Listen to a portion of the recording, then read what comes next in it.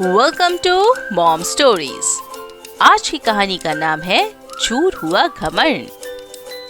यह उन दिनों की बात है जब स्वामी विवेकानंद जी अमेरिका के शिकागो शहर में अपना भाषण देने गए हुए थे। अपने भाषण को पूरा करने के बाद वे अन्य देशों की यात्रा पर निकले। इसी दौरान एक फ्रांसीसी प्रसिद्ध विद्वान के घर वे अतिथि हुए। स्वामी विवेकानंद जी उस विद्वान के घर पहुंचे।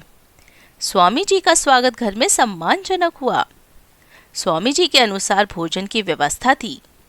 विदेश में इस प्रकार का भोजन मिलना सौभाग्य की बात थी। भोजन करने के बाद धर्म की बड़ी बड़ी किताबों पर चर्चा आरंभ हुआ। चर्चा जिस कमरे में हो रही थी वहां एक मेज पर लगभग 1500 पन्नों की एक धार्मिक किताब रखी हुई थी। स्वामी जी ने उस किताब को देखते हुए कहा, ये क्या है? मैं इसको पढ़ना चाहता हूँ। उसने कहा, स्वामी जी, यह किताब दूसरे भाषा में है। आप तो ये भाषा जानते भी नहीं हैं। आप इसे कैसे पढ़ पाएंगे? स्वामी जी ने कहा, ये आप मुझ पर छोड़ दीजिए। 1 घंटे के अंदर मैं आपको ये पढ़कर लौटा दूंगा। फ्रांसीसी विद्वान को अब गुस्सा आने लगा। स्वामी जी इस प्रकार का मजाक मेरे साथ क्यों कर रहे हैं? किंतु स्वामी जी ने विश्वास दिलाया।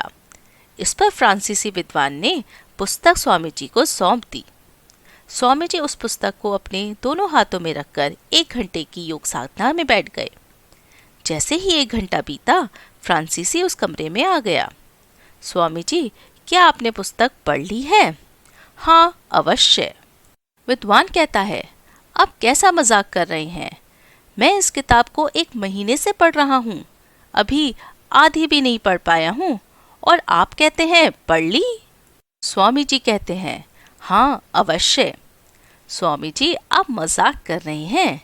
नहीं, तुम किसी भी पन्ने को खोलकर मुझसे जानकारी ले सकते हो। उस विद्वान ने ऐसा ही किया। उसने एक संख्या बताई।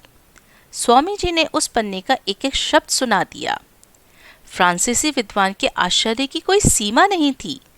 वह स्वामी जी के चरणों में गिर गया। उस विद्वान ने स्वामी जी जैसा व्यक्ति पहले नहीं देखा था। उसे यकीन हो गया था, ये कोई साधारण व्यक्ति नहीं है।